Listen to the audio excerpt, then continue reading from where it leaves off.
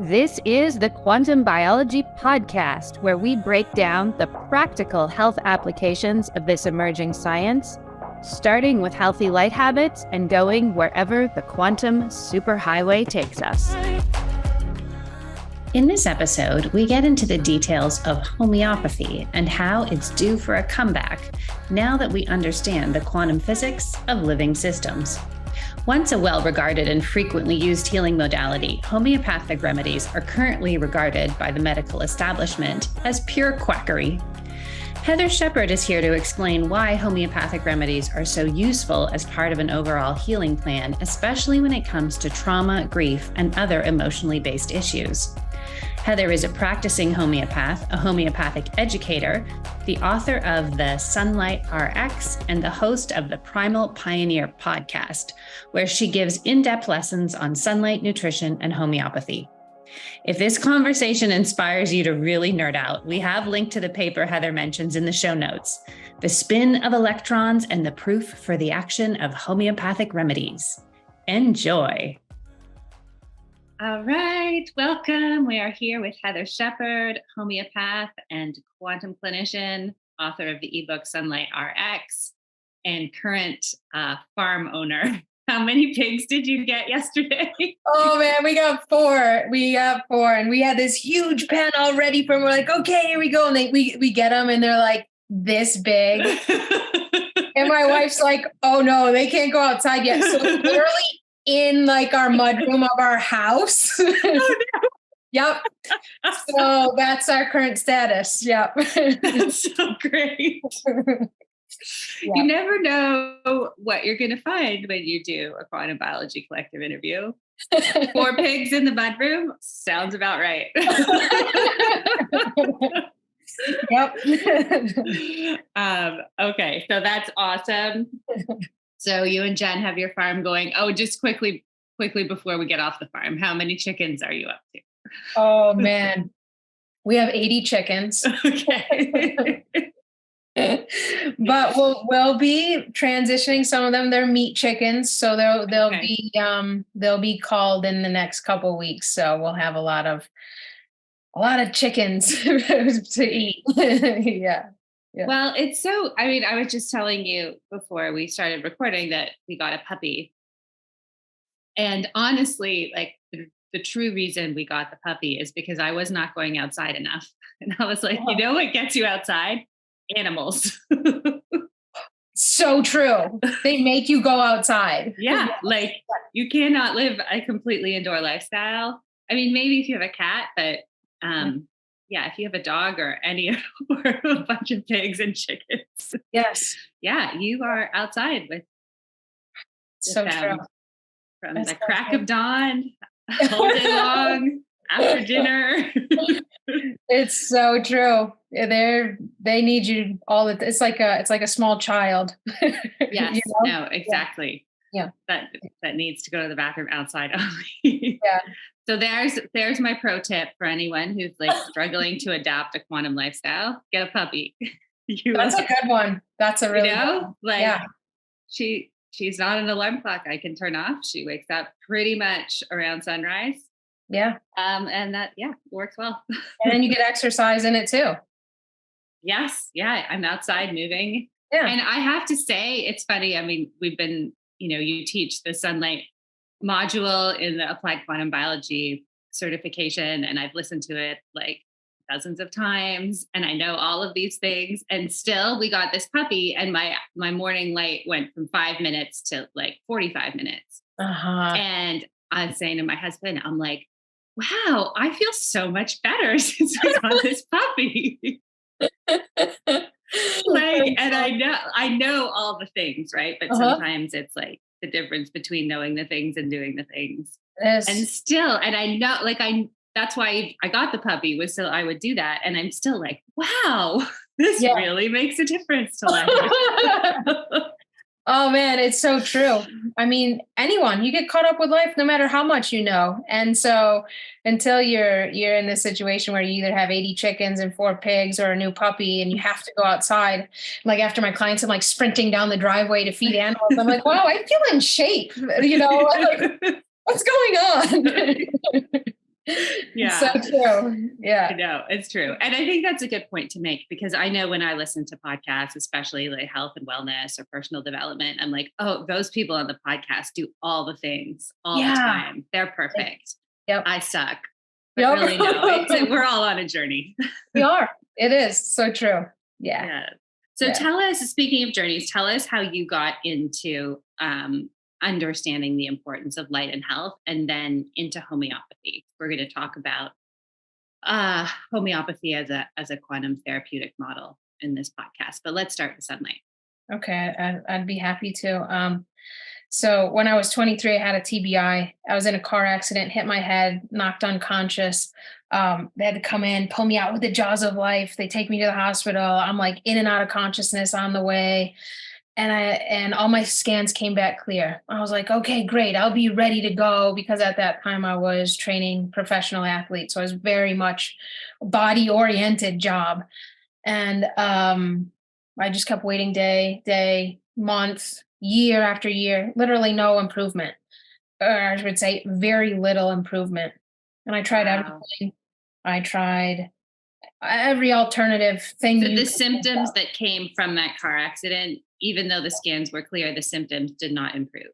That's absolutely right. Yeah, okay. Absolutely. Yeah. With dizziness, migraine headaches, my gut got totally messed up. I had serious IBS.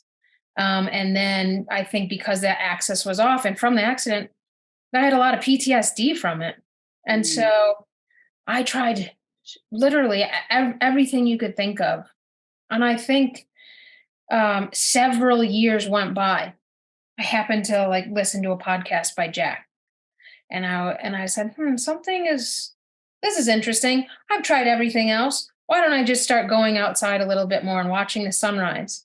And so I did. And literally within a week, I watched the sunrise. And this was in a therapeutic way. I was out there for like an hour, in my birthday suit doing the sunlight or, not the sunlight RX at that time, because I hadn't put that together, but just watching the sunrise. And I was like, I feel great.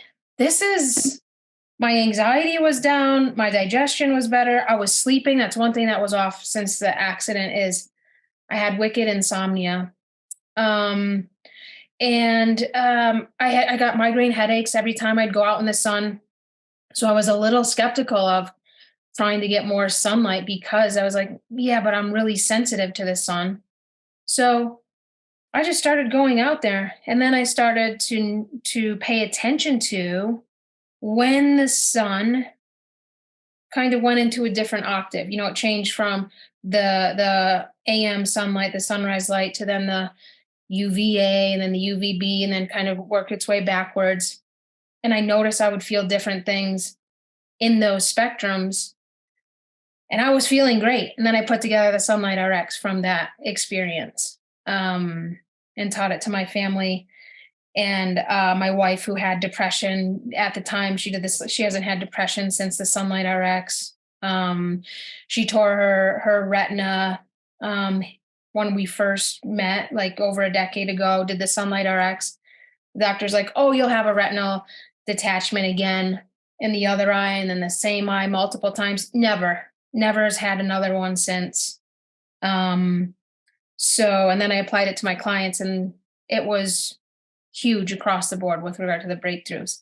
So that was a really big milestone with regard to healing my TBI. But there were some things that were still like, I'm still a little anxious. I still have some of these nagging symptoms that are lingering. I saw a homeopath, and I was like, whoa. That was the sunlight combined with homeopathy transformed my health and that healing experience in huge ways.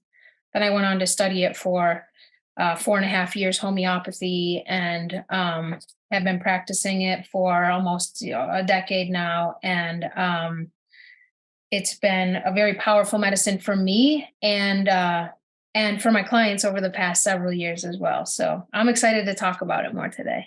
Oh, I really want to get into that. Yeah. So just going back to the injury for a second, knowing what you know now about how the body works from a quantum biologic perspective, that there are quantum mechanical processes happening inside of living systems, contrary to what the textbooks say.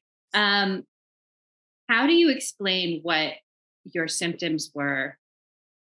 Even because it's interesting to me that the scans were clear, and yet your injury was to your head, and yet your symptoms were sort of all over the place, all different kinds of things, from psychological to sleep to digestion. Yeah. Have you developed a theory of like what that traumatic event did to your body that caused that cascade of symptoms? Yeah. Well, I sense that the shock of that experience, it was such a sudden, jarring shock that what I sense happened is not only the injury, because there was definitely an injury to my brain. You know, I hit my head and there were some symptoms in that area, but also the shock that came from that experience, I feel like completely changed the quantum spin rate of the electrons in my body throughout my body. And they basically went from this like very high energy, athletic, no health issues, to this complete reversal. And I sense that shock completely changed how the electron spin rate of many of the electrons in my body and in certain parts of my body, and parts that I personally have more of a genetic predisposition or susceptibility toward. And so once that shock came in, that was enough to put my organism over the edge, and change the way my body produces energy. My body produces ATP, the way the electrons spin in my organism. And so I think my entire force field took on a completely different nature from that experience. Wow. That's crazy. Yeah. And it's interesting too, because so from what you're saying, someone else could have a similar traumatic accident, but their symptoms might be different depending what their predisposition was or what their weaknesses were. Yeah, absolutely. Right. Absolutely. Somebody else might be in that situation, not have any anxiety or PTSD, or maybe just be able to walk away in, a week and be totally fine. Somebody else may have been totally incapacitated for their life. And I think it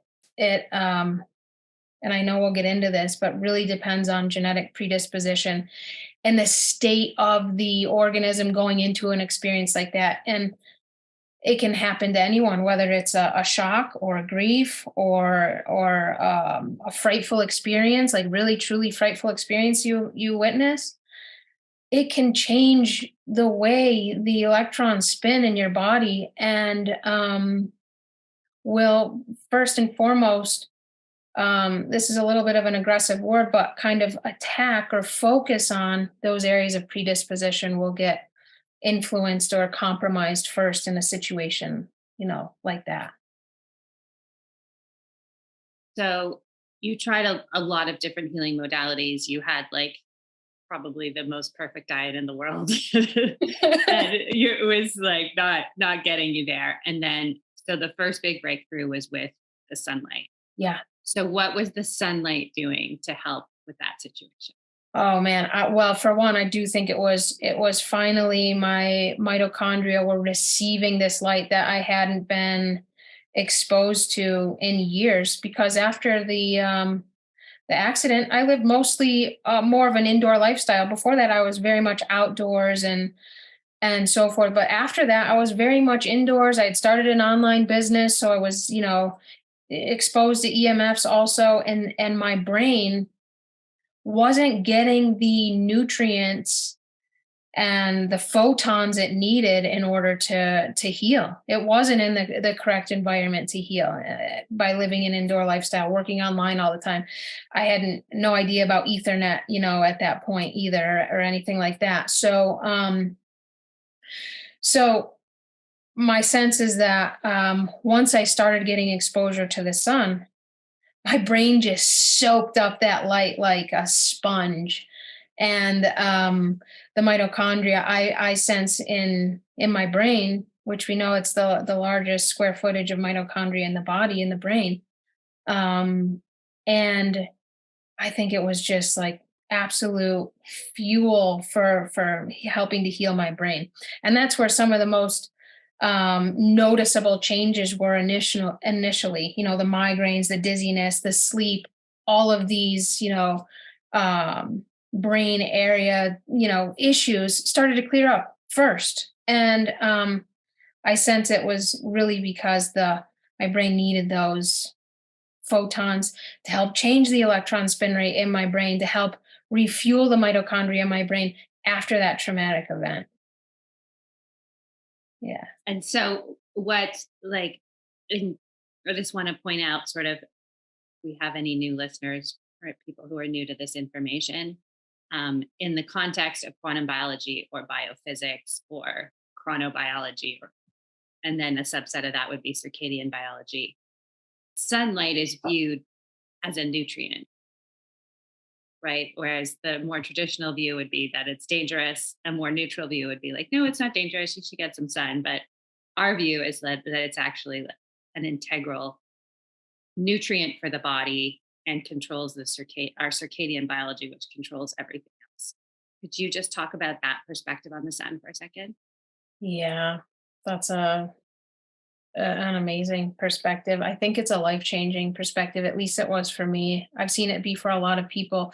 Sunlight, we think that plants are the only things that need sunlight, and we observe animals. They're always trying to go towards the sun. They get overheated. They go lay in the shade, and they kind of oscillate back and forth. Plants need light. Humans need light too. It's like food for us as well. It's food for our mitochondria. It allows us to produce more ATP energy. It allows us to heal and repair. The list is really long. It replenishes our melatonin stores, which allows us to heal, repair at night, prevent disease, heal from chronic disease. And it's literally one of the most important nutrients that we need as humans. And it's really easy to get. It's free outside anybody's door. We can step outside and get it anytime. And there's been a lot of misinformation thrown at us over the past, several years about the dangers of sunlight and how you should actually avoid it. And I always like to propose the question as, people who get skin cancer, or usually on the face, how much sunlight are you looking at versus how much blue light are you looking at from a screen? And usually it's a huge imbalance. There's way more screen time than sunlight time, but we haven't connected the dots quite yet as to, hey, maybe that has something to do with this massive surge in skin cancer, especially of the face, not melanoma, but skin cancer. So there's been a lot of misinformation, and we know that skin cancer rates have gone up 2 to 7% per year since the 70s when sunscreen was introduced. So one of the most, I think, the greatest benefits I think that platforms like you all are offering to people is, hey, it sounds so simple to get sunlight, but this literally is one of the most important aspects to our health and our recovery from chronic disease. And also it's a necessity. So I know now today, knowing what I know about sun and practicing the Sunlight RX for so long, if I go days with, like, there's cloudy days or in the winter, I feel it. You feel it in your body. You feel a difference. It's a very, very tangible experience. And I think once you start to experiment with that or get more sunlight, you too will really notice the difference in your body and your energy and so forth. Very palpable. Yes. And it's one of those things, if when people are skeptical, it's like, okay, well, just try it for a few days and see how you feel. And Yeah. I have not had, I've suggested that to a few people, just friends and things. And I have not had anyone come back and be like, nothing. And they're all like, oh my God, my sleep is so much better. Right? No one's ever like, that was overrated. No. Yeah. Not one time. So true. Okay. So you were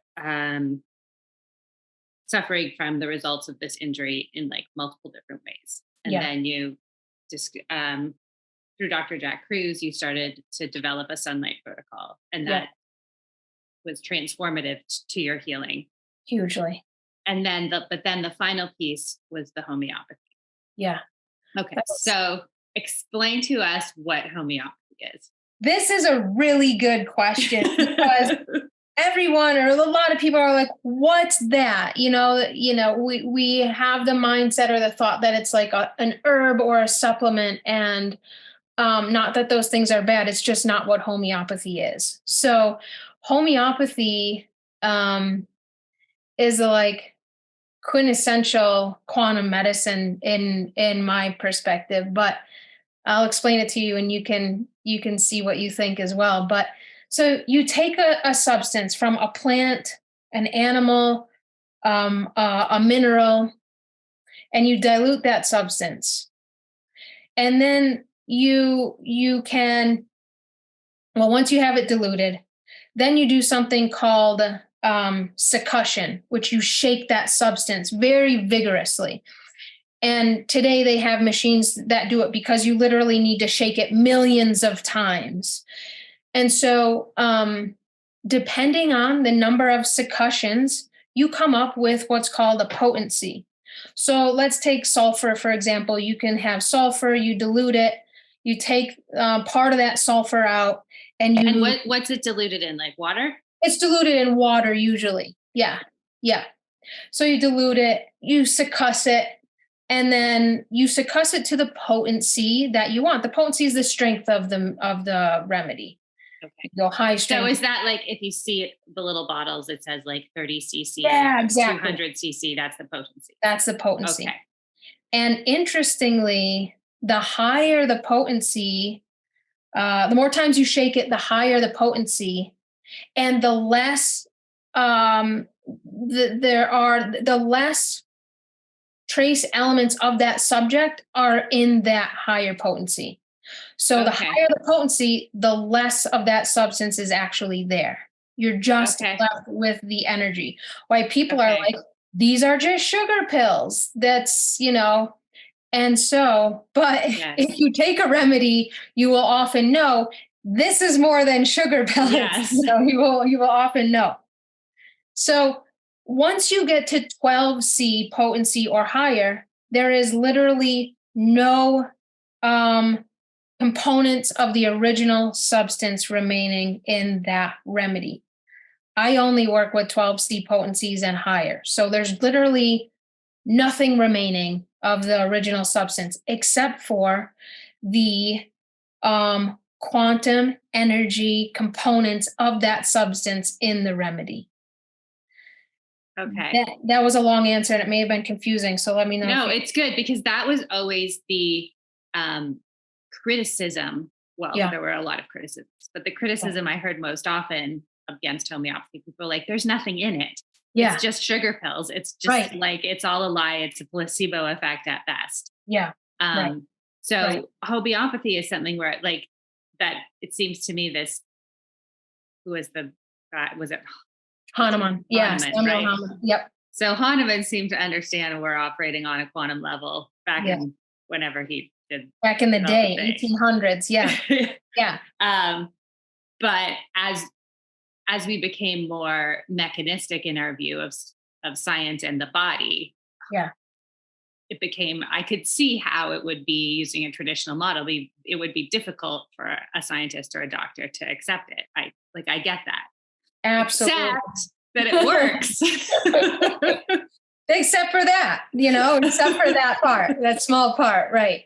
And interestingly, homeopathy was a core component of the medical school curriculum in the United States, especially in the New England states, up until the Flexner report that then totally said out with homeopathy, in with pharmaceuticals. We can see more people. The whole medicine changed in a huge way after that report came out. And homeopathy was at the core of medical training, which a lot of people are unaware of because it's been totally shoved under the carpet. But there's actually a lot of papers and information out there on this, that the way we practice medicine today drastically changed after that event. Wow. Okay. Yeah. So it was recognized, even if it couldn't be necessarily the mechanism of it couldn't be explained. It was recognized as a therapeutic tool because it got results. Yeah, it got results. And it's not ideal for the medical, for especially what the Western medical system to use this medicine, because a client comes into, say, my practice, and you have 2,000 remedies to choose from. Yeah. It's like somebody comes into the allopathic, doctor's office. They have, give an antibiotic, give a steroid drug. The options are, you can count on one, give a statin, give high blood pressure. You count on one hand. It's like the same thing for everyone. So it's not, it takes time to do an intake and to really come to somebody's remedy. And our medical system definitely isn't set up for something like that, even if they did believe in it. That's true. Not at all. There's not, it takes time. Yeah. Okay. So you have the remedy, which is a diluted energetic echo of whatever the original substance was. Yeah. And then how does it help? Like how would, let's stay on the sulfur example, like how would taking a sulfur remedy, if it was the correct one, if you had decided, okay, this person needs this, like what's happening? Okay. That's a good question. So I'll bring this in the context of conventional medicine, and how even some other alternative ways of practicing medicine tend to base their treatment on the law of opposites. So you have diarrhea. You take something that will bind, acts as a binding agent. You're vomiting, take an anti-nausea. You have a bacterial infection, take an antibacterial. This is kind of the mindset that many people practice under with regard to any type of medicine. Homeopathy is unique in the sense that it treats based on, I'm sure everyone has heard of this, or many people, but like cures like.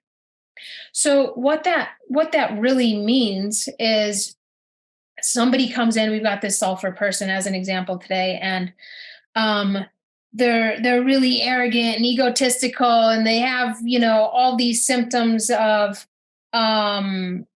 sweating, and their sweat smells and their stool smells, and they get really overheated and they stick their feet out of the covers, and you have this array of sulfur symptoms, and they're messy. You do the interview with them, and their shirt's unbuttoned, and they're like have a little egg stain here, something of, this is a sulfur like kind of essence.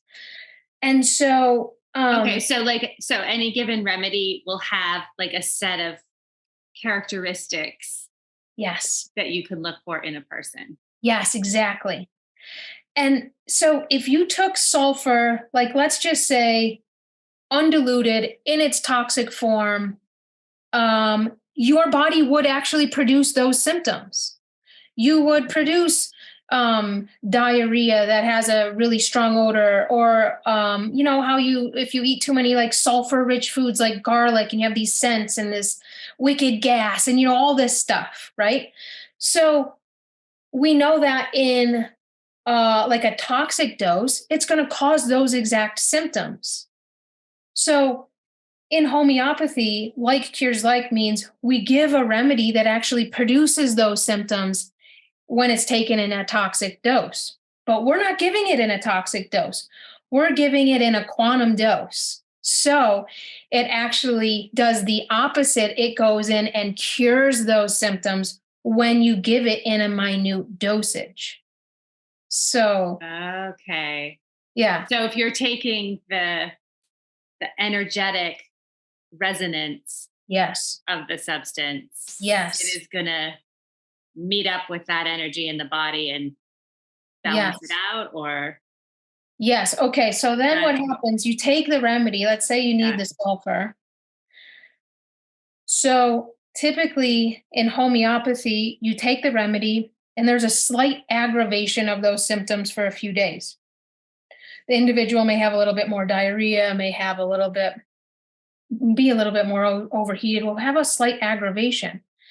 And this is actually needed. This aggravation phase is needed in order to get a cure, because it's the way that the remedy goes in and strengthens the immune system. So the immune system is able to react and produce a little bit more, like intensify the symptoms just a little bit more to get it over the hump, to get it towards its cure. So then several days later after the aggravation, you're like, I feel better.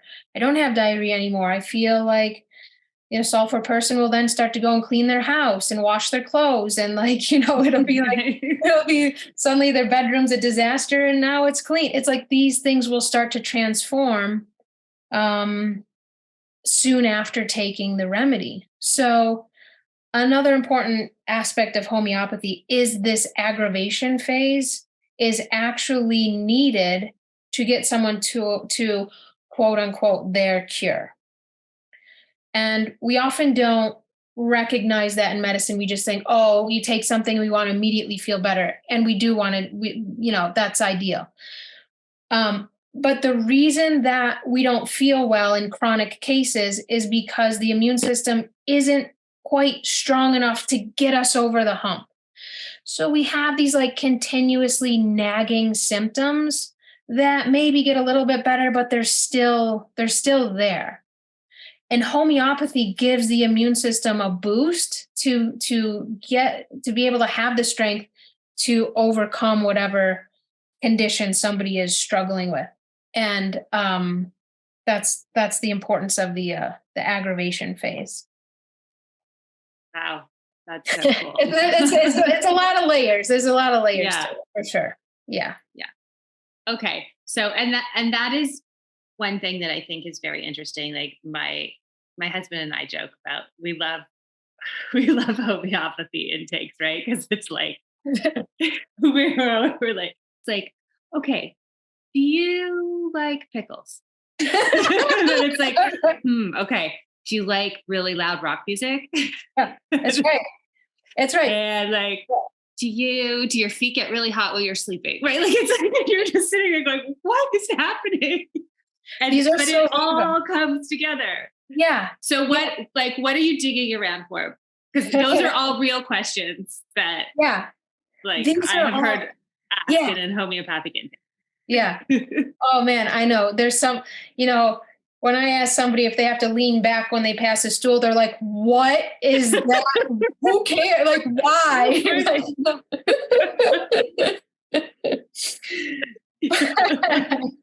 I love it. No, but it's true, because you did one with my daughter, my teenage daughter, right? And you started asking her some questions and you're like, oh yeah, okay. And then you were like, okay, do you like pickles? And she was like, yes, I love pickles. You're like, I knew it. Okay. Do you like to listen to your music really loud? She's like, oh, but then you just were off like on this whole tangent of totally, that seemed to me random questions. And she was like, yeah. They seem random. It's true. Yep. Okay. So, all right. So what's happening? Wow. What is the connective thread through all of these? What's up with that? Questions. Yeah. I think the really simple answer is with homeopathy, we want to understand the entire person in order to get them. There's 2,000 remedies where you have to sift through when we're doing an intake. Yeah. So there are, and as a homeopath, I want to understand how the organism is acting on a whole, like on the whole level, like mentally, emotionally, physically. And this holographic approach really gives exquisite information on what the organism is doing in order to basically not go into a deeper pathology state. So we will literally crave things, we'll feel hot or cold, will behave in certain ways mentally, emotionally, in order to prevent a certain pathology from going deeper. Our body, like we think of symptoms as like, oh, I have a stuffy nose or a hay fever or something like that. But quite literally, your body will produce, symptoms, so to speak, on all different levels to prevent that pathology from going deeper. It's a pretty, body's ingenious. Wow. So what do you mean by that? Like there's something off in the body, and to stop it from getting worse, my system is going to throw up these symptoms. Yes. So let's take the sulfur person, for example, like a sulfur, if somebody needs a homeopathic remedy, sulfur, they usually have an aversion to eggs. And we know that there's a lot of sulfur in eggs, or sulfur producing byproducts in eggs. And so the body will quite literally not want to eat that food because of that reason. There's an imbalance in the body. So, and like the person sticking the feet out of the covers, your body, one way it regulates temperature is through the big toe. And so at night, if you get overheated, your body will naturally start to stick its feet out of the covers. And so this tells us a lot about temperature regulation, if somebody gets overheated easily, and so forth. But really, even like the craving of the pickles is like, that is doing something for the organism. And that's what we want to get curious about. So it's a very specific and individuated medicine in that way of really looking at somebody in a deep way on mental, emotional, and physical levels. So, yeah.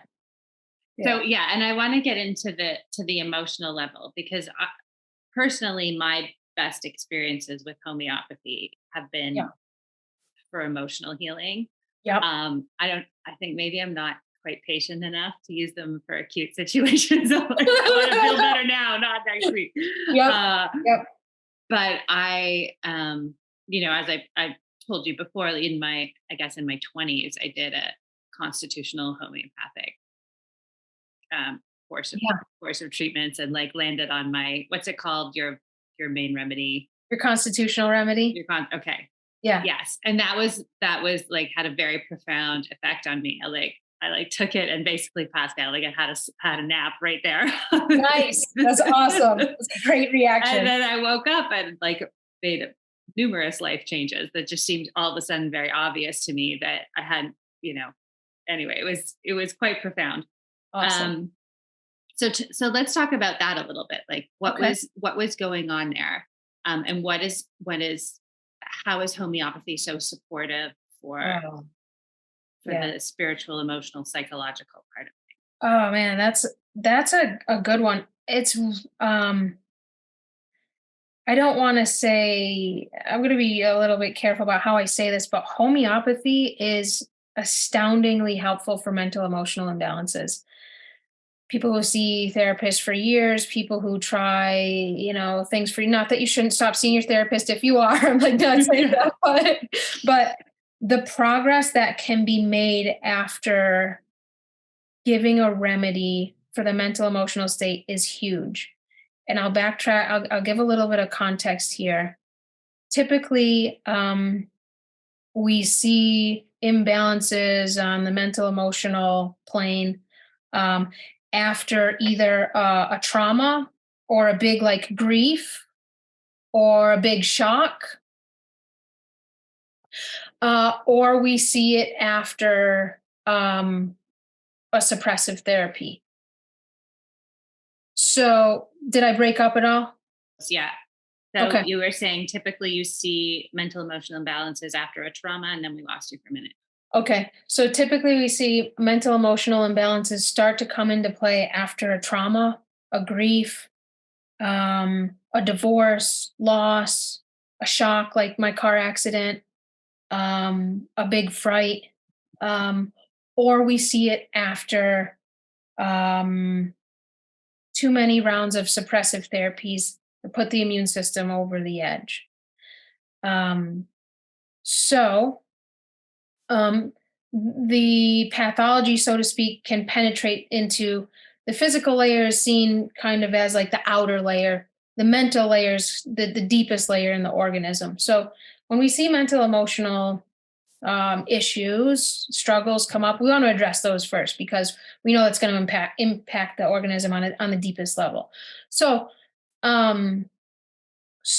we can use homeopathy to help the organism unwind. And there's actually a great study called The Spin of Electrons and the Proof for the Action of Homeopathic Remedies. What happens is when we take, and I know we talk about this a lot in the quantum world as when your electrons aren't spinning, adequately, or your mitochondria aren't healthy or in a good place. I'm speaking very basic terms. Then we see then we see illness or pathology or symptoms appear. And I think a huge room we have for growth in addition to that is when we take a look and understand how traumas and frights and shocks, as well as suppressive therapies, also change the way the spin rate of electrons. So when we have a mental emotional pathology, something has set the stage for that pathology to penetrate into the mental emotional layer, whether it's a shock or a suppressive therapy. Whatever it may be, we can use homeopathy to then unwind that suppression or that shock and restore the spin rate of the electrons. And people then see, like for me, I had panic attacks after my car accident. I was trying to get out of my car unconsciously and I was trapped in it. And that was it. That was my nervous system went to town with that. So we can use it for situations like that, or we can use it for after a grief or after a suppression, whatever it may be that has changed the organism on the mental emotional state. We can use homeopathy to then restore how the electrons spin and restore the healing that can occur in that area by removing the suppressive thing. So let's say somebody had a big grief and they weren't able to cry. We could see this was like more of a suppression. We weren't able to fully express the emotions and let them play all the way out. So in turn, we can have mental emotional symptoms develop. You give a remedy that addresses that, the organism maybe has one big cry or starts perspiring more, something to let it out more. And then we gradually see a shift on the mental emotional layer because it's gradually changing the way that the electrons spin and taking it out of that suppressed state into its more fuller, healthier, full expression. I'm not sure if that made sense, but no, it makes sense. It's so crazy cool. So like, unlike medicine where there's, okay, you have this symptom or this condition, take this medicine. Could it be that, so let's use the example of somebody who is suppressing grief. Would that be, is there like a suppression grief remedy, or would you have to see what was going on with that individual person? And for one person, it might be one thing, and for someone else, it might be something else. Yeah, that's exactly that you will take. So on the mental emotional symptoms, let's say suppression of grief, you would take that into the highest consideration. So definitely you'd have to have a remedy that covers that in a great, like in a big way. And so there are certain remedies where it's like, these are really good grief remedies. Yes. Okay. And some will not be able to cry. Others will have diarrhea instead of crying. Others will be really apathetic and depressed. Others will just like push through it, go on and live their day, and you won't. I had this client recently who's she's got to be around our age, and her husband unfortunately passed away from cancer, and she has, well, I don't know, at least three kids. And if you talk to this individual, you would have no idea that happened.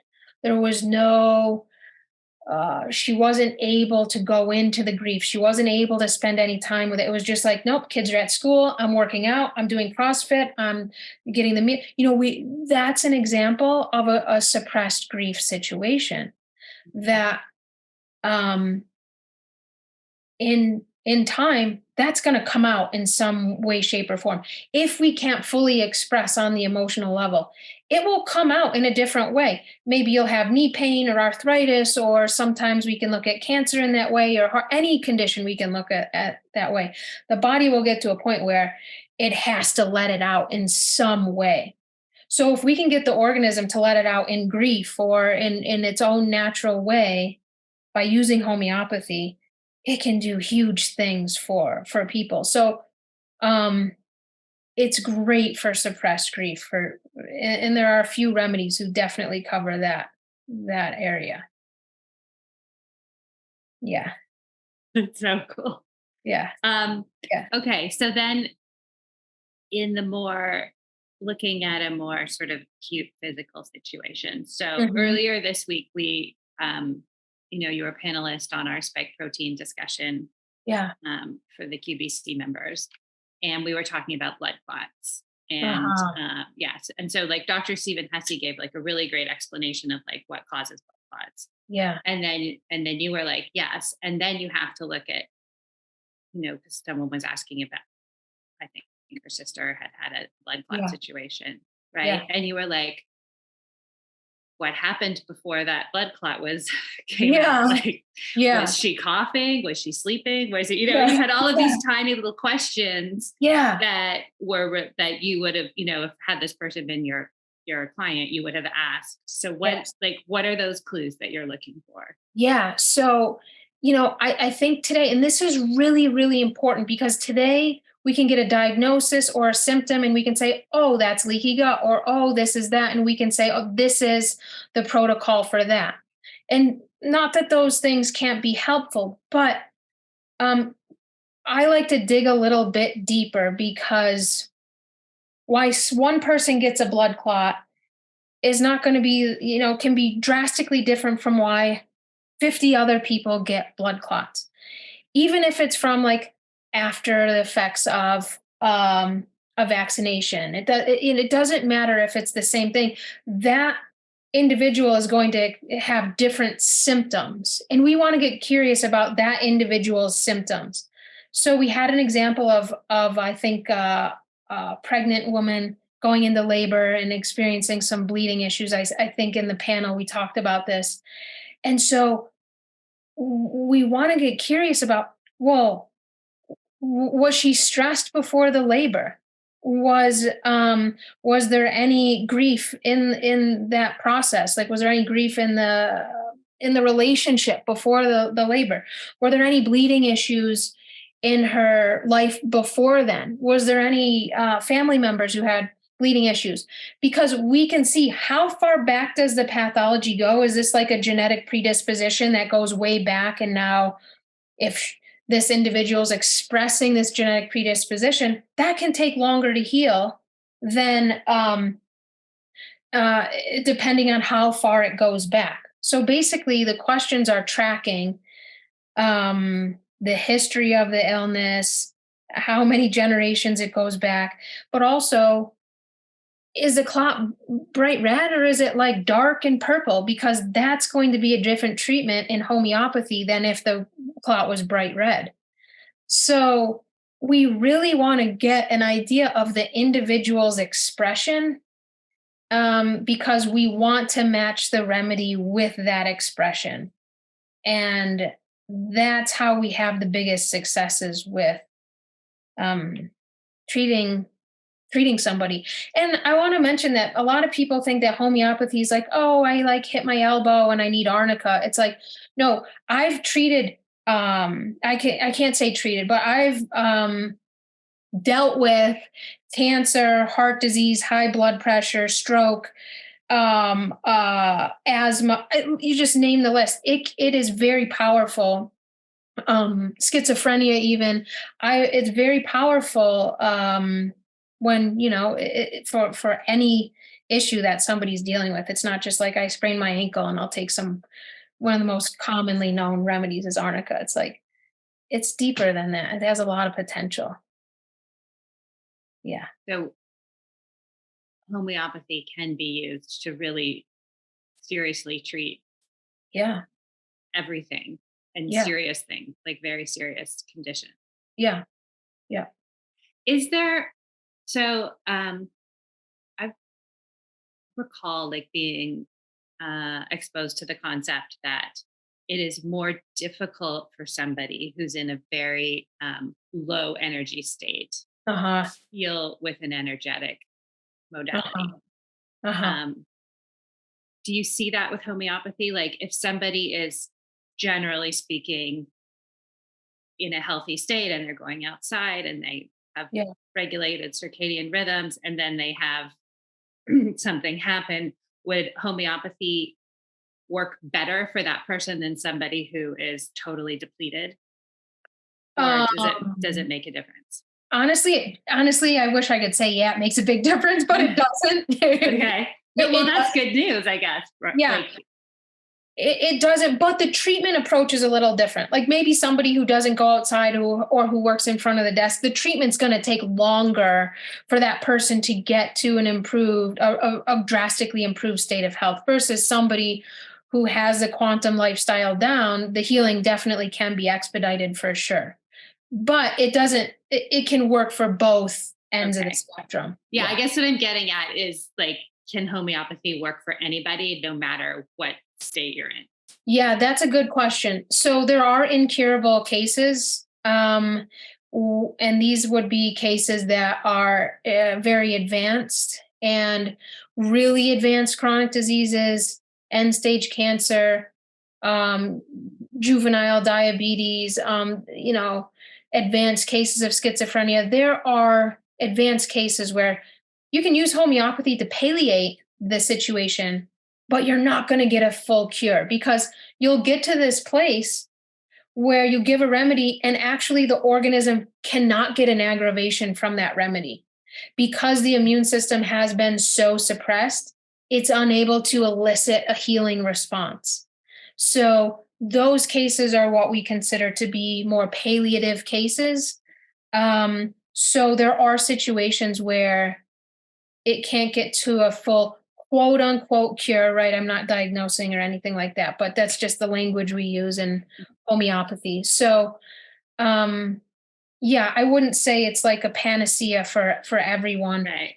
And you definitely have to get the correct remedy. If you take a remedy and it's incorrect, you'll be like, oh, homeopathy doesn't work. And you have 2,000 to choose from. So you have to nail it, to get the effects. So how do you nail it? Do you have to pick a really good homeopath? And I've also heard that there's software systems to choose. Yeah. Okay. So this is a good question. You do have to choose a good homeopath. There's a lot to kind of, sift and sort through. That's really important. And you have to know what questions to ask someone. You can't just come in and somebody says, oh, I have high blood pressure and this is my lab work and that's it. It's like that can be helpful, but then we have to dig deeper with the very specific questions. So the questions are absolutely key to the intake process. Because it's going to lead you to the right remedy, you're going to get the essence, the expression of that individual and be able to match the remedy to that expression and then help them move forward with their healing. Yeah. So. Okay. And so that ties back to what I was saying earlier. So yes, homeopathy is not a panacea, just like the Yeah. sun is not a panacea. There are Yeah. things that really, really, really, really help and make a difference and are Yeah. foundational. Yeah. But what you are saying is that anybody could benefit from homeopathy. You don't Yeah. need to be in any type of Right. a certain state of health already. Like it Yeah. will find a way to work. Yeah. Yeah. And depending on the constitution, and this is something that's very individual, your homeopath could help determine in the session of how long is it going to take for you to feel relief? How long is it going to take for you to get to where you want to go? Because it's not just a cut and dry answer of, 1 week after homeopathy. It's like, it's very dependent on your constitution, your genetic predisposition, how many suppressives you've had, are you currently on medication, what's your current lifestyle like? We have to factor all of these things in um, before just saying, hey, you'll feel better in a few weeks. Right. Um, so yeah, there's a lot of room for growth with this medicine for sure, and I think we could really individuate our individuate medicine more by using this approach more. So, yeah. And for other practitioners who are not homeopaths, Hmm. how would you recommend referring? Right, like I can, we were talking about this on the coaching call for the certification yesterday, right? And it's like, Yeah. of course, there's going to be moments where you're like, you know what, I'm not sure what to do next. Like, let me consult with my mentors, or let me like bring this to my case study group. And it seems to me like homeopathy might be a really great treatment to layer in. Yeah. So could you like suggest to people, the practitioners, how they would know when it's like a good time to be like, why don't we add a remedy to this? Or why don't you Yeah. finally refer over for a homeopathic Okay. take on things? I would say if you see a condition that's not really improving, there's usually some sort of block to treatment, which is probably some sort of suppressive, whether it's a pharmaceutical or whether it's some sort of trauma or grief or emotional disturbance. If we don't see real improvement, that could be a great avenue for homeopathy because it can kind of get into these nooks and crannies that other forms of medicine aren't really able to access at this time. So I would say if there was some sort of mental emotional issue at the core, this issue started after my divorce. This issue started after I saw my son die. This, a traumatic experience or a big mental emotional disturbance. Homeopathy can be an invaluable modality in those situations. And then if we know that the issue got worse after a suppressive therapy, Like after so around suppressive therapy being like antibiotics yeah, like antibiotics, a vaccination, a steroid drug, a topical ointment or cream, even things like, and we don't think about this, even things like people today, they have warts, they have skin tags, they go get them cut off. That's the disease like coming out of your skin, protecting your internal organs. And when we cut things off like that, then the pathology starts to work its way back in. So even like little things like this, it's like, so anything we suppress, if anything is started after a suppression, that's a really great time for homeopathy as well. Yeah. those are really great. So if something had started after an extreme trauma, Yeah. after a suppressive event, or Yeah. the person is doing everything and they're just not getting getting there all the way. Yes. Yes. Yeah. Time to hit up the energy medicine. Yeah. Yeah. Okay. So to wrap up, I just want to talk, because I find this topic really fun. So you mentioned different constitutions. Uh-huh. Yeah. Okay. So for our last topic, could you sort of talk about from a homeopathic perspective, what the different constitutions are and what what that looks like. Cause I remember reading Yes. this Yes. when we landed on mine, right? Like remember reading the description of what nightmare people are like. I was like, oh, yeah, that's pretty much, there it is. There I am right here in that little paragraph. Yeah. Thanks, Constitution. homeopathy. Oh yeah. Right. It's so fun. Yeah. So just, if you could just maybe give profiles of like the most common types or what that. Yeah, I would love to. I'll preface by saying we all have layers. So we with your constitutional type that you're presenting with today, once you heal that layer with homeopathy, a new layer will come up and a new constitution will come up. So if you start to read about constitutional homeopathy after this podcast, know that that this is how it's not just you're like a NAPMER for the rest of your life. You're NAPMER now until you take NAPMER, and then a year later you're probably going to be CPR or something else, right? Okay. So we all have. So it's not the Constitution isn't who you are forever. It's who you are at that in this time. moment. Yes. Okay. All right. Oh, that's a great distinction. I didn't understand that part. Okay. Yeah. Yeah.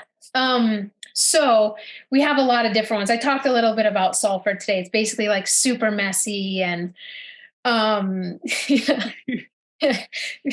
we had somebody come visit us a while back as, kind of a friend. And, she comes in, she throws her stuff on our bed. She like goes over to the fireplace and like starts making a fire. And she got like charcoal all over her face, like on accident. She's got like, it's like, I don't need to really do an intake. Please just take sulfur. Here you go. This is like totally sulfur. I mean, it was just classic. And then we have something like on the opposite end of the spectrum, we have our Seneca Malbum, who is very neat and almost like OCD and very concerned about their health. And they tend to be very organized, and you walk into their house and they're like sweeping the floor behind you, and they're like making sure everything looks perfectly and in order. And, this is more of an Seneca Malbum type of person. We have Nux Vomica. This is a good one where the person who's like, you're driving down the road and they're like, bam, bam, bam, they're like banging on the horn and they're irritable and they're angry and they're like swearing at you out the window. It's like the New York City, maybe half of them need Nux Vomica, but there's like this kind of energy to that person. And in the session, you want to get an essence for where they're at. You want to get an understanding for how is this person expressing themselves when they're angry. Do they shove it down, or are they like Nux Vomica and they're literally like swearing at people outside across the street? Right. So there's a lot of different constitutions. And you have like Staphysagria, who is usually the woman in the relationship who just does things without,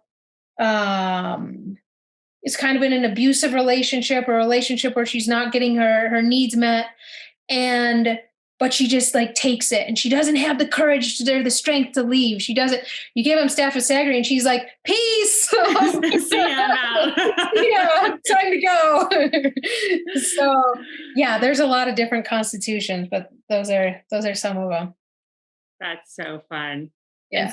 And so in a constitutional homeopathic treatment, you would treat one and then see the person again a little while later and see what was going on. Yeah. If they had moved on to another one or whatever. And then how do you know when you're done? Okay. So how do you know when you're done with homeopathy? Yeah. Like if you were treating someone constitutionally and not for physical, where, they feel better and their symptoms are gone. How do you know? When the mental emotional state feels in a better place. That's one thing. Unless you're treating a physical pathology and that's in a better place. Today, most people have some mental emotional pathology that goes along with their health struggles, whether it's depression or some anxiety or some suppressed grief or irritability or anger issues, et cetera. So usually when we see a change in the mental emotional state, that's a huge improvement. And usually what I see is we treat the mental emotional first. That's always a priority. Usually some of the physical symptoms will start to change as well. But the mental emotional gets like so much better. And then we see like physical symptoms.